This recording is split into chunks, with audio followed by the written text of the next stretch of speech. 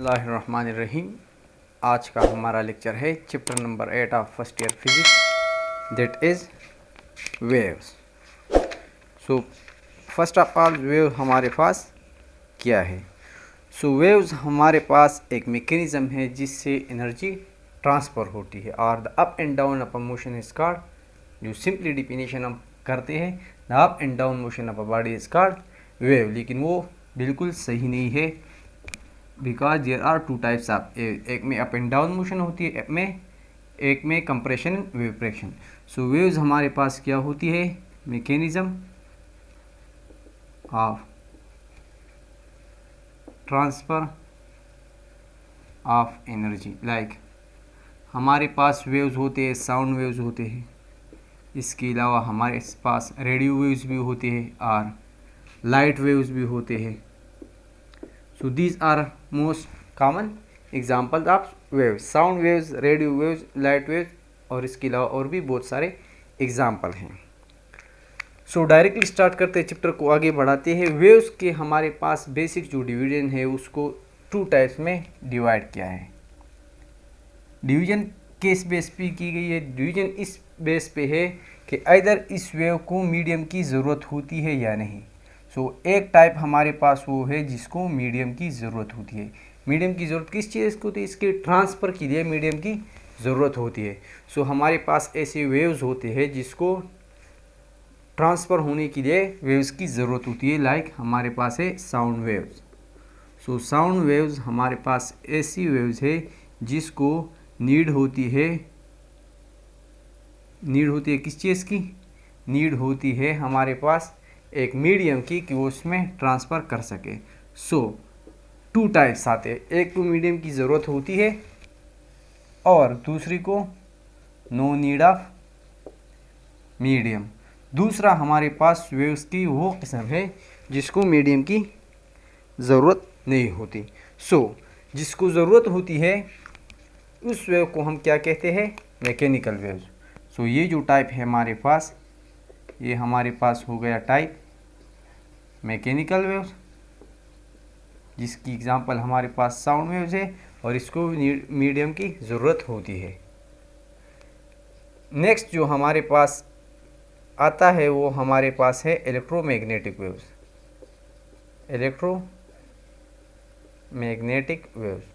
Electromagnetic waves हमारे पास वो waves होते हैं जिसको मीडियम की ज़रूरत नहीं होती। एग्जांपल हमारे पास क्या है? एग्जांपल हमारे पास है light waves. For example this is the earth. Suppose ये हमारे पास क्या है? सपोज ये हमारे पास एक हमारी अर्थ है और फेयर डिस्टेंस पे हमारे पास क्या है? बहुत दूर हमसे क्या है? सन है। एज ऑलरेडी वी नो कि सन में हमारे पास क्या होते हैं? एक धमाके होते हैं, एक फ्यूजन रिएक्शन होते हैं। एज वहाँ पर धमाके होते हैं, फ्यूजन चेन रिएक्शन होते हैं, वहाँ पर क्या प्रोड्यूस होते हैं? सन में हमें दो चीज़ें प्रोड्यूस होती है। As a result of fusion एक साउंड वेव्स प्रोड्यूस होते हैं और दूसरे हमारे पास लाइट वेव्स प्रोड्यूस होते हैं। चूँकि लाइट वेव्स हमारे पास इलेक्ट्रोमैग्नेटिक वेव्स है, इसको मीडियम की ज़रूरत नहीं होती। लाइट वेव्स बआसानी हमारे साथ सन से अर्थ को पहुंच जाती है, जबकि जो साउंड वेव्स होते हैं इसको मीडियम की ज़रूरत होती है। जैसे ये शुरू हो जाते हैं जो सूरज के इर्द गिर्द हमारे पास क्या है? वैक्यूम है। ये वेव साउंड वेव्स वैक्यूम में रिएक्ट नहीं करते। ये साउंड वेव्स हमें अर्थ तक नहीं पहुंची। इसी तरह इसी कॉन्सेप्ट को आगे लेते हुए ईटावाल ने एक एमसीक्यूज लाया था कि सपोज हमारे पास क्या है? मून है। ये हमारे पास मून है। मून और हमारे बीच, मून और अर्थ के बीच हमारे पास क्या है? स्पेस है, मतलब वैक्यूम है, एयर नहीं है। एक एमसीक्यूज आया था कि सपोज एक आदमी है, वो मून पे एक्सपेरिमेंट कर रहा है, वहाँ पर इसने एक धमाका किया, वहाँ पर ब्लास्ट हो गई। या ऐसा कहते हैं कि suppose a blast happens in moon, अगर एक ब्लास्ट हो गया मून में तो वहाँ से लाइट एनर्जी आएगी लेकिन साउंड एनर्जी क्यों नहीं आती, या मून में हमारे पास ब्लास्ट हो गया तो इस ब्लास्ट की आवाज़ अर्थ तक पहुंचाई क्यों नहीं देती। इसलिए पहुंचाई नहीं देती क्योंकि साउंड वेव्स हमारे पास इलेक्ट्रोमैग्नेटिक वेव्स हैं और इसको क्या होता है, इसको ज़रूरत होती है मीडियम की और ये वैक्यूम में ट्रांसफ़र नहीं कर सकता। ये जहन में याद रखें। वेव्स के हमारे पास कितनी किस्म है, मेनली 2 टाइप्स है, mechanical waves and electromagnetic waves. अब सिंपली डिफरेंट तरीके हैं हमारे साथ वेव की प्रोड्यूस करने के। फॉर एग्ज़ाम्पल अगर हम एक स्ट्रिंग ले रहे, इसको एक साइड वॉल पे कनेक्ट कर ले और इस स्ट्रिंग को हम कंटिन्यूसली अप एंड डाउन कर ले विथ सम कांस्टेंट फ्रीक्वेंसी। क्या होगा, इस स्ट्रिंग में हमारे पास क्या बनेगा, इसमें हमारे पास एक वेव बनेगा। या इसके अलावा अगर हम रिपल टैंक ले रहे हैं, हमारे पास एक टैंक होता है जिसमें हमारे पास वाटर होते हैं। अगर हम एक रिपल टैंक ले रहे हैं और इसमें पानी रख के और इस पानी में एक पिन, फॉर एग्ज़ाम्पल एक पिन अप एंड डाउन कर ले तो हमारे पास वाटर वेव्स बनेंगे जो इसी तरह सोर्स से स्टार्ट होकर एंड तक जाएंगे। This was just 2 waves to produce electromagnetic, to produce 2 waves। अब हमारे पास वेव्स क्या करते हैं, वेव्स कैरी करते हैं, ऑलरेडी हमने बताया एनर्जी कैरी करते हैं। जो वेव्स एनर्जी कैरी करते हैं उसको हम कहते हैं प्रोग्रेसिव वेव्स और ट्रैवलिंग वेव्स। हमारे पास ये स्पेशल वेव्स है जिसको कहते हैं प्रोग्रेसिव वेव्स और ट्रैवलिंग वेव्स। ये वेव्स क्या करते हैं, कैरी करते हैं एनर्जी को। I will use this sign for energy in all lectures. हमारे पास फर्दर वेव्स की डिवीजन की गई है on the basis of their particle motion in wave motion. वो हमारे पास क्या है, एक हमारे पास ट्रांसवर्स वेव है और एक हमारे पास है लॉन्गिट्यूडनल वेव। डिस्कस करते हैं 1 by 1। वी नो दैट हमारे पास होते हैं एक प्रोग्रेसिव वेव्स, प्रोग्रेसिव वेव्स, इसको हम कहते हैं ट्रैवलिंग वेव्स, जो हमारे पास ट्रेवल करते हैं। ये वेव्स क्या करते हैं, these waves carries energy. Progressive waves हमारे पास क्या करते हैं, एनर्जी कैरी करते हैं। On the basis of its particle motion इसको हमने डिवाइड किया है 2 टाइप्स में। The first type is called transverse waves. Second 2 जो टाइप्स है हमारे पास, इसको हम कहते हैं लॉन्गिट्यूडनल और कंप्रेशनल वेव्स। लॉन्गिट्यूडनल और कंप्रेशनल वेव्स। इसमें हमारे पास वर्ड्स है लॉन्गिट्यूड, इसमें हमारे पास है transverse. Transverse word mean that this is 90 degree. 90 degree क्या होता है, ट्रांसवर्स वेव्स हमारे पास वो वेव्स होते हैं जिसमें 90 डिग्री होती है, किस चीज़ की, वेव मोशन की और पार्टिकल मोशन। पार्टिकल मोशन और वेव मोशन के बीच हमारे पास एंगल 90 डिग्री होती है। मतलब क्या है, मतलब ये है कि सपोज रूप में जो हमारे पास वेव्स प्रोड्यूस होते हैं वो हमारे पास होते हैं ट्रांसवर्स वेव्स। अगर हम इस रूप को देखें तो इसमें क्या होता है, अगर हम इस रूप को अप एंड डाउन करें तो यहाँ से एक वेव शुरू होता है और आगे की तरफ चला जाता है। अगर हम एक रूप ले रहे हैं उसको अप एंड डाउन करें तो यहाँ से वेव शुरू होगा और इसी तरफ आगे की तरफ जाएगा। ये आगे की तरफ जो डायरेक्शन है ये हमारे पास डायरेक्शन हो गई किस चीज़ की, वेव मोशन की। अब अगर हम थोड़ा सा ध्यान दें, गौर करें तो अगर इस रूप को हम देखें, जो रूप है जिसकी वजह से वेव्स प्रोड्यूस हो रही, ये रूप अप एंड डाउन हो रही, मतलब इस रूप की जगह यहाँ पर गई है, या अगर ये वेव रिवर्स हो जाए तो इससे की क्या होते, इस तरह वेव बनाते हैं। इन दैट केस रूप के ये पार्टिकल नीचे आ जाता है। अगर हम देखें ये रूप तो जा नहीं रही, वेव जा रही है, ये रूप क्या होती है, जस्ट अप एंड डाउन होती है, या इधर आती है या नीचे आती है। ये पार्टिकल जो रूप का है ये क्या करता है, ये हमारे पास चला जाता है अदर अप और अदर डाउन। सो ये वेव मोशन था, और ये जो अब जो डायरेक्शन है हमारे पास क्या है, ये डायरेक्शन हो गई पार्टिकल की डायरेक्शन। सो अगर अब हम ध्यान दें तो ये पार्टिकल की डायरेक्शन ऊपर है और वेव मोशन की डायरेक्शन आगे है। सो इसकी बीच जो एंगल है ये हमारे पास क्या है, ये हमारे पास बन गई 90 डिग्री। सो इस वजह से इसको हम कहते हैं ट्रांसवर्स वेव्स। ट्रांसवर्स वेव्स की एग्जांपल हमारे पास क्या है, वेव्स इन रूप या स्ट्रिंग वेव्स। नेक्स्ट हमारे पास है लॉन्गिट्यूडनल और कंप्रेशनल वेव्स। इसमें हमारे पास कंप्रेशनल मीन्स कंप्रेशन होती है। फॉर एग्जांपल अगर हम एक स्प्रिंग ले रहे हैं, ये हमारे पास हो गई एक स्प्रिंग। अगर हम स्प्रिंग को इस तरह आगे पीछे कंटिन्यूअस करते रहे, आगे पीछे, सो क्या होगा, जैसे ही ये स्प्रिंग को हम आगे करेंगे तो यहाँ पर कंप्रेशन बनेगी। अगर पीछे करें तो यहाँ पर हमारे पास क्या होगा, हमारे पास रेरफेक्शन बनेगी। कंप्रेशन किसको कहते हैं, जहाँ पर वेव ज़्यादा हो या स्प्रिंग एक दूसरे के करीब हो, इसको हम कहते हैं कंप्रेशन। और जहाँ पर एक दूसरी दूर हो, इसको हम कहते हैं रेरफेक्शन। सो अगर हम स्प्रिंग को आगे पीछे करें तो यहाँ पर कंप्रेशन बनेगी, रेरफेक्शन, फिर कंप्रेशन, फिर रेरफेक्शन, फिर compression, and so on in this process will continue. और एक वेव की तरह एक मोशन हमें दिखाई देगी जो आगे की तरफ जाएगी। सो इस स्प्रिंग से बनेंगी compression, rarefaction, rarefaction, compression, rarefaction, compression, and this is the type of wave and we call it what, we call it spring wave. So अगर हम स्प्रिंग वेव्स को देखें तो हमारे पास वेव किस तरफ, आगे की तरफ जा रही है। This is the direction of wave. अब अगर हम एक एक पार्टिकल को देखें इस स्प्रिंग की, तो ये हमारे पास आगे होता है और पीछे, ये हमारे पास आगे होता है और पीछे। सो ये आगे का जो डायरेक्शन है, ये पार्टिकल आगे होता है।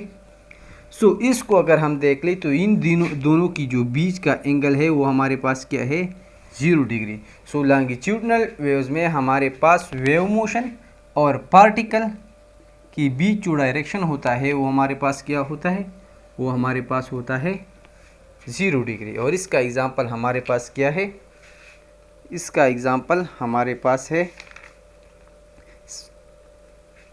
Spring waves. नेक्स्ट,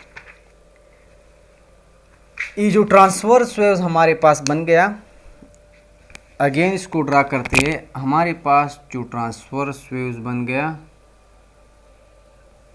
इसकी जो मैक्सिमम एम्पलीट्यूड वाली ऊपर जगह है इसको हम कहते हैं crust.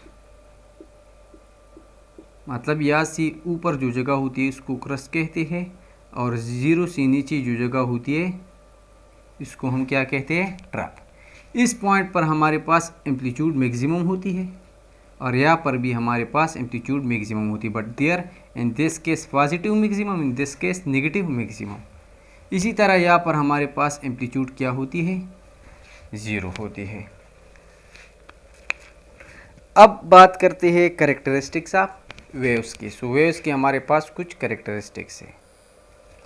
So characteristics of waves में हमारे पास जो पहला कैरेक्टरिस्टिक है उसको हम कहते हैं स्पीड ऑफ वेव।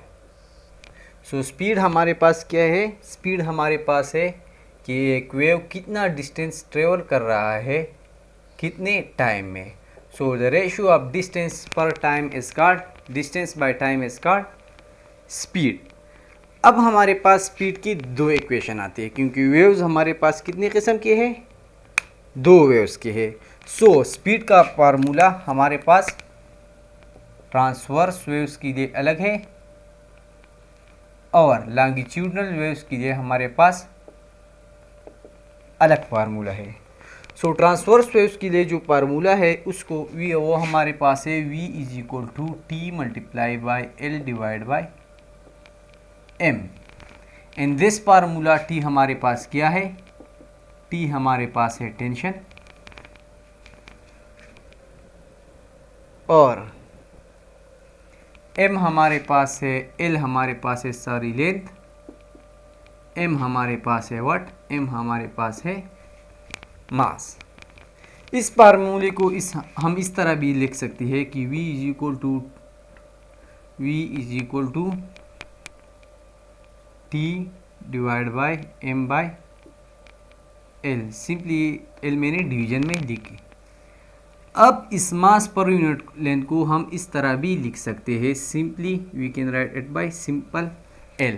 एक ये छोटा m हमारे पास क्या है, स्मॉल l। ई हमारे रेशो देगा मास पर यूनिट लेंथ की। सो this is the formula of velocity.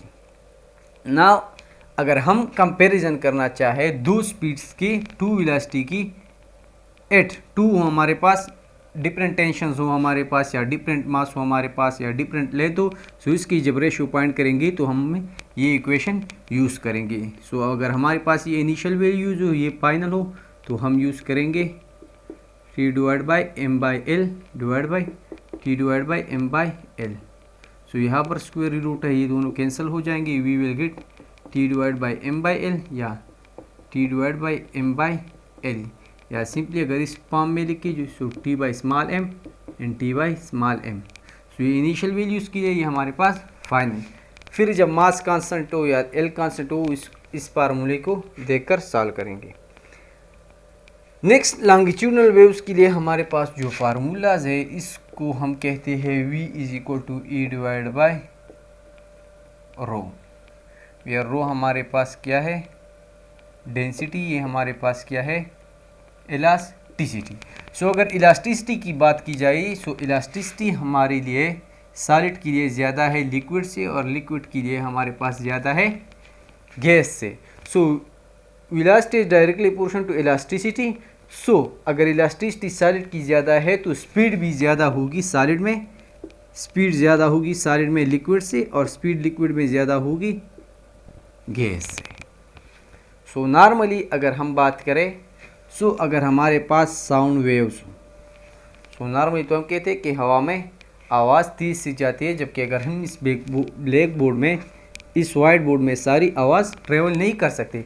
लेकिन इक्वेशन कहती है कि वेलोसिटी आप, फॉर एग्जांपल अगर हम एग्जांपल ले रहे हैं यहाँ पर साउंड वेव्स की, सो इसका मतलब है कि साउंड वेव ज़्यादा ट्रेवल कर रहा है। किस तरह, ये साउंड वेव सॉलिड में ज़्यादा तेज़ होगा, जबकि लिक्विड से, और लिक्विड में तेज़ होगा तेज़ से गैस से। सो इसका एग्जांपल हमारे पास क्या है, सो एक कॉमन एग्जांपल जिससे साबित होता है कि वेलोसिटी सॉलिड में ज़्यादा होती है बमा एज़ कम्पेयर टू गैस। सो वो एग्जांपल ये है कि सपोज़ आपने बहुत सारी मूवीज़ में देखा होगा कि हमारे पास अगर एक तरफ रेल का स्टेशन हो और हमारे पास क्या हो, वहाँ पर रेल की पटरी होती है, तो लोग क्या करते हैं, जब ये फाइंड करने के लिए कि रेल आ रही है कि नहीं, सो अब रेल हमारे पास 2 to 3 किलोमीटर दूर होता है, इसकी आवाज़ सुनाई नहीं देती, लेकिन वहाँ पर मूवी में एक इंसान आकर यहाँ पर बैठकर क्या करता है, अपना कान इस रेल की पटरी को लगा लेता है, जो पटरी हमारे पास क्या होती है, सॉलिड में। सो अगर रेल दूर 3 किलोमीटर दूर इस पटरी पर चल रही हो, तो इस रेल की चलने की आवाज़ क्या करती है, इस पटरी में आती है। जबकि रेल की आवाज़ हवा से भी आ सकती थी, लेकिन इसकी स्पीड स्लो होती है, वो सुनाई नहीं देती, जबकि इस रेल की पटरी में आवाज़ तेज़ी से आती है। सो अगर हम इस पटरी को अपना कान लगाए तो हमें आवाज़ सुनाई देगा। सो ये कॉमन तरीक़ा है। सो लोग इसके ज़रिए से ये फाइंड करते हैं कि रेल आ रही है या नहीं। आपने मेरे ख्याल में मूवीज़ में देखा होगा, मैंने बज़ाते खुद देखा है। So this is the formula of V is equal to rho divide by V। Next हमारे पास है फ्रीक्वेंसी। सो फ्रीक्वेंसी हमारे पास डिनोट करते हैं हम इसको किस चीज़ पे, हम एफ पे डिनोट करते हैं। नेक्स्ट वी नो कि फ्रीक्वेंसी हमारे पास क्या होता है, फ्रीक्वेंसी हमारे पास बराबर होती है कि हमारे पास कितनी वेव्स है और कितनी वेव्स ट्रेवल कर रहे हैं कितने टाइम्स में। और दूसरी बात, ये वेव्स हमारे पास इन्वर्सली प्रोपोर्शनल होती है टाइम पीरियड में। अब ये टाइम पीरियड हमारे पास क्या होता है, सो एक वेव टाइम, सो इसको हम सिंपली कहते हैं वेव टाइम या टाइम पीरियड। टाइम पीरियड हमारे पास क्या होता है, वो पीरियड होता है जिसमें एक वेव हमारे साथ ट्रेवल करते हैं, या time needed for one wave to travel is called what, time period of a wave. Next हमारे पास है एम्पलीट्यूड। एम्पलीट्यूड, सो एम्पलीट्यूड हमारे पास होती है distance from mean position. For example ये हमारे पास एक वेव्स है, सो इस वेव्स को अगर हम देखें, सो इस मीन पोजीशन से जो डिस्टेंस है, ये डिस्टेंस हमारे पास क्या होगा, मैक्सिमम डिस्टेंस। सो ये मैक्सिमम डिस्टेंस जो है इसको हम कहते हैं एम्पलीट्यूड। द नेक्स्ट हमारे पास है इंटेंसिटी। सो इंटेंसिटी हमारे पास बराबर होती है, इंटेंसिटी इज द एनर्जी और the amount of energy transmitted पर सेकंड पर यूनिट एरिया। सो कितनी एनर्जी जा रही है कितनी टाइम में कितनी एरिया से, सो इसको हम कहते हैं क्या, इसको हम कहते हैं energy. So simply we denoted by I. अब थोड़ा इस फार्मूले को इलाबोरेट करते हैं, we will work on this. So अगर बात की जाए साउंड वेव्स की, सो साउंड वेव्स का फार्मूला ऑलरेडी हमने बताया कि साउंड वेव्स का फार्मूला हमारे पास क्या है, v is equal to E divide by P. So हमारे पास है एक न्यूटन ने स्पीड फाइंड किया है, दूसरा लेप्लेस ने इस न्यूटन की इक्वेशन में करेक्शन की है। सो डिराइवेशन की कोई ज़रूरत नहीं है, याद रखिए कि इस इक्वेशन को न्यूटन ने यूज़ किया,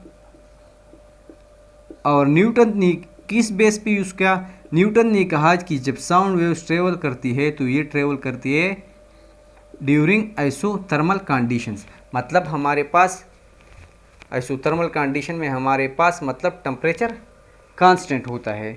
सो जो इसने फाइंड की और जो फर्दर कैलकुलेशन की उसने इस इक्वेशन को कन्वर्ट किया, और जो इक्वेशन उसने डिराइव किया वो हमारे पास था v is equal to rho M G H divide by rho. So rho M हमारे पास डेंसिटी ऑफ मर्करी है, it is TP which is 36.6, G हमारे पास ग्रेविटी एक्सीलरेशन है, एच हमारे पास हाइट ऑफ मर्करी है, एंड जी जो नीचे हमारे पास रो है ये है डेंसिटी ऑफ एयर। सो अगर इस इक्वेशन को हम सॉल्व करें putting all these values we will get the speed is 281 metre per second. लेकिन हमें पता है कि स्पीड जो होती है वो हमारे पास है 332, न्यूटन को भी पता था I think 332 metre per second हमारे पास स्पीड है, जबकि न्यूटन ने डिराइव किया तो न्यूटन ने फाइंड किया कि स्पीड हमारे पास क्या है 281, ही वाज रॉन्ग। ये जो वैल्यू इसने फाइंड किया ये 16% कम है of actual value. So actual value से हमारे पास ये क्या है 16% लेस है। सो इसमें अब एक और साइंटिस्ट आया लेप्लेस और इसने इसमें करेक्शन की। सो क्या हुआ, लेप्लेस हमारे पास आया और इसने करेक्शन की। लेप्लेस ने कहा कि न्यूटन ने कहा था ये आइसोथर्मली मूवमेंट करती है साउंड वेव्स, जबकि असल में ये हमारे पास एडियाबैटिक मूवमेंट करती है। और इसने जो इक्वेशन यूज़ किया वो सेम इक्वेशन था, बट इसने सिंपली मल्टीप्लाई किया था गामा विच इज़ कांस्टेंट। सो अगर इसको हम अब फाइंड करें इस इक्वेशन से तो हमारे पास वैल्यू आएगी 333 metre per second. So Laplace was right. अब ये जो कांस्टेंट की वैल्यू थी हमारे पास, इसकी वैल्यू हमारे पास है 1.42। So this was about. So याद रखें कि न्यूटन ने आइसोथर्मल कंडीशन यूज़ किया था, लेप्लेस में एडियाबैटिक। न्यूटन ने जो स्पीड पॉइंट किया वो हमारे पास 281 था, लेप्लेस ने हमारे पास पॉइंट किया 332, और जो कांस्टेंट यूज़ किया था इसकी वैल्यू हमारे पास क्या है 182। All these points are important, Laplace, adiabatic, Newton, isothermal, gamma की कांस्टेंट वैल्यू, ई स्पीड, और ये हमारे पास ये परसेंटेज फॉर ईटा एंड एमडीकेट। सो ये पॉइंट्स हमारे पास याद रखें। So this was about the speed of light. अब हमारे पास जो फैक्टर्स है जो स्पीड ऑफ साउंड को इफेक्ट करते हैं इन एयर, वो हम डिस्कस करेंगे वन बाय वन। अब हमारे पास है factors affecting sound speed in air. So हमारे पास बहुत सारे फैक्टर्स है जो स्पीड ऑफ साउंड को इफेक्ट करते हैं। Now to discuss one by one we know that the formula of speed is sound wave is v equal to rp by rho. So first vector is density. So as we know from the equation that density is inversely proportional to square of the density. V is inversely proportional to under root of the density. So this is the relation between speed and density. Next हमारे पास है moisture. Moisture affect the speed of sound. So याद रखें जितनी moisture हवा में ज़्यादा होगी इतनी हमारे पास moisture अगर हवा में हमारे साथ ज़्यादा होगी तो डेंसिटी हमारे पास क्या होगी, डेंसिटी हमारे पास कम होगी.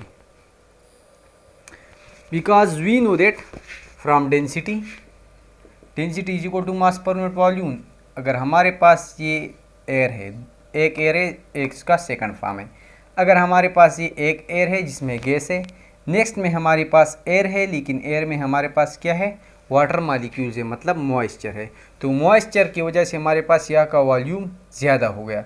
सो जब वॉल्यूम इंक्रीज़ होता है तो फिर क्या होता है, डेंसिटी डिक्रीज़ हो जाती है. सो अगर मॉइस्चर इंक्रीज़ हो जाए तो डेंसिटी क्या होती है, डेंसिटी डिक्रीज़ होता है. नाउ इधर अगर इक्वेशन को देखें तो V and density is inversely proportional. So as density increase तो वेलोसिटी क्या होगा, वेलोसिटी इंक्रीजेस. सो मॉइस्चर और वेलोसिटी का कौन सा रिलेशन आ गया, बोथ का डायरेक्टली रिलेशन आ गया. मतलब velocity is directly proportional to moisture. ये हमारे पास रिजल्ट आ गया स्पीड और मॉइस्चर का. ये हमारे पास रिजल्ट आ गया स्पीड और डेंसिटी का.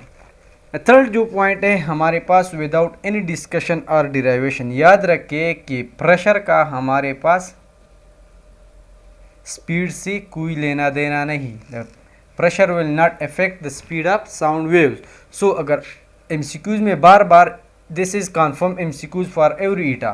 कभी कहते हैं कि प्रेशर को हमने 10 गुना ज़्यादा किया, 20 गुना ज़्यादा किया, 30 के 40 के कम किया, 0 किया, हाई किया. सो जो कुछ भी प्रेशर से किया जाए उसका वेलोसिटी से कोई लेना देना नहीं. So it will no effect on velocity. So याद रखें कि velocity of sound and pressure का कोई लेना देना नहीं. So the fourth one is the temperature. What is the relation between the velocity and temperature. So we know that V is equal to, already equation में हमें पता है कि V is equal to RP by rho, where rho is हमारे पास क्या है, density. सो अगर डेंसिटी की बजाय हम लिख के density is equal to mass per unit volume. सो ये हमारे पास क्या हो गया, mass divide by volume. So volume को हम मल्टीप्लाई में भी लिख सकते हैं. Next from ideal gas equation we know that V is equal to nRT. 1 mole of substance के लिए n हमारे पास क्या होगा, 1 हो जाएगा. So for V is equal to RT divide by P. So इस V की वैल्यू यहाँ पर अगर हम लिखें तो हमारे पास बनेगा RP divide by M. So यहाँ पर आ जाएगा RT by P. So P will cancel with P, we will get RT by M. So अगर इस इक्वेशन को हम देख ले so V is directly proportional to temperature under root of the temperature.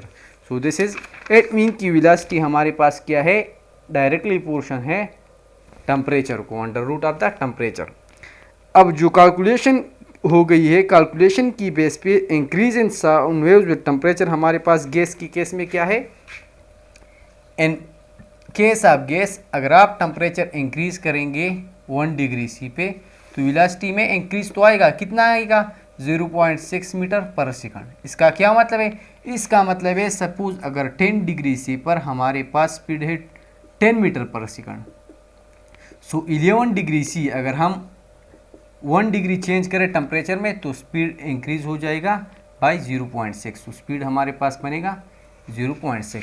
सो ये 0.6 हमारे पास याद रखें कि 1 डिग्री राइज की रिजल्ट में हमारे पास स्पीड इंक्रीज होती है 0.6 metre per second. And this is the result between velocity and temperature. अब इसका सेकंड पार्ट हम इस तरह लिख सकते हैं कि V divide by V naught initial divide by final. So it will be equal to initial temperature divide by final temperature, या इनिशियल बाय फाइनल या फाइनल बाय इनिशियल। सो इस पर जो एमसीक्यूज आता है वो इस तरह आता है कि हमारे पास 0 डिग्री सी पर हमारे पास क्या है, 0 डिग्री सेंटीग्रेड पर हमारे पास वेव का साउंड का एक स्पीड है। सो वो टेम्परेचर पॉइंट करें जिस पर इसका स्पीड डबल हो जाए। सो आपको कहेंगे इस क्वेश्चन में कि 0 degree see the speed of sound wave is something, जो भी है लेकिन नहीं गिवन है। सो फिर आपको कहेंगे कि फाइंड द टेम्परेचर, वो टेम्परेचर फाइंड करें जिस पर 0 डिग्री सी का जो टेम्परेचर था वो हमारे पास क्या हो जाए, डबल हो जाए। सो ऑलरेडी 0 डिग्री सी पर आपको स्पीड नहीं गिवन होगा, लेकिन कहेंगे कि जिस टेम्परेचर पर स्पीड डबल होती है वो फाइंड करें। So we know that v is equal to V naught is equal to, इसको हम इस तरह भी लिख सकते हैं √T divide by T naught, एक दूसरे को जुदा के बजाय एक साथ अंडर रूट में लिख सकते हैं। So suppose initial velocity was v, initial velocity was v और टेम्परेचर हमारे पास इनिशियल क्या था, 0 डिग्री सी और 273 केल्विन। तो यहाँ पर हम लिखेंगे इनिशियल टेम्परेचर 273 केल्विन। अब फाइनल जो स्पीड है वो हमारे पास डबल है इनिशियल का। सो इनिशियल का डबल क्या होता है, 2v हो जाएगा। और इसको हम फाइंड करेंगे, ये जो हमारे पास T0 है इसको हम फाइंड करेंगे। सो दिस इज द इक्वेशन, इसको हम सॉल्व करेंगे for T0। So taking square of both sides, square लेंगे तो हमारे पास EVV तो ऑलरेडी कैंसिल हो जाएगा, ये हमारे पास है 1/2। सो 1 का स्क्वायर 1 होगा, 2 का स्क्वायर 4। यहाँ पर जो साइड है हमारे पास वो बनेगा 273/T0। सो इस T0 को यहाँ पर लाएंगे, 4 को एक दूसरी साइड पे। So 4 multiply by 273 kelvin is the resultant temperature. So इस टेम्परेचर पर हमारे पास क्या होगा, 0 डिग्री सी पर जो स्पीड होगा वो इसका डबल होगा। So these were the factors that affect the speed of sound waves. हाँ, वाइंड की स्पीड भी हमारे पास क्या करती है, जब हवा चल रही होती है तो वो इफेक्ट करती है साउंड वेव्स को। फॉर एग्जांपल एक बंदा है दूसरे बंदे को आवाज़ दे रहे है, एग्जांपल इज वेव। अब एक बंदा है दूसरे बंदे को क्या करते हैं, आवाज़ दे रहा है। सो अगर साउंड वेव इस तरह जा रही है विद वेलोसिटी ऑफ u, ये बंदा जो आवाज़ दे रहा है इसकी वेलोसिटी u है। अब हवा चल रही है और हवा की स्पीड क्या है, v है। तो इस बंदे को ये आवाज़ किस स्पीड से पहुंचेगी, इसको पहुंचेगी with the speed of u plus v। In the second case, अगर हमारे पास ये बंदा इस बंदे को आवाज़ दे रहा है with the velocity of u और हवा चल रही है in the direction opposite to it with the velocity of v, so resultant क्या होगा स्पीड का, ये हमारे पास होगा u minus v। So these are the both cases. अगर हवा हमारे पास वेव्स की डायरेक्शन में चल रही है साउंड वेव्स, अगर हवा हमारे पास चल रही है opposite to the direction of waves, so हमारे पास रिजल्टेंट ये होगा। For example 10 meter per second की स्पीड से एक बंदा दूसरे बंदे को आवाज़ दे रहा है और साउंड वेव्स की डायरेक्शन में हवा चल रही है 5 मीटर पर सेकंड पर। सो वही 5 मीटर पर सेकंड ऐड हो जाएगा, हमारे पास रिजल्टेंट बनेगा 15 मीटर पर सेकंड। सेम अगर ये बंदा आवाज़ दे रहा है 10 मीटर पर सेकंड स्पीड से और हवा अपोजिट डायरेक्शन में चल रही है 5 मीटर पर सेकंड से, सो इसको आवाज़ पहुंचेगी 5 मीटर पर सेकंड की स्पीड से। So these all are the factors that affect the speed of sound in airs. The first one हमारे पास डेंसिटी था, इसका रिजल्ट हमारे पास ये था। दूसरा हमारे पास मॉइस्चर था, जिसका रिजल्ट हमारे पास क्या था, हमारे पास ये था। एक रिजल्ट ये याद रखें, एक ये याद रखें। थर्ड हमारे पास मॉइस्चर का, सो मॉइस्चर का और प्रेशर का कोई लेना देना नहीं, सो ये भी याद रखें। 4 हमारे पास था टेम्परेचर का, so V is directly portion to √T। और ये हमारे पास था वाइन, मैंने वेव लिखा है, ये हमारे पास था wine. So these were the factors that affect speed of sound.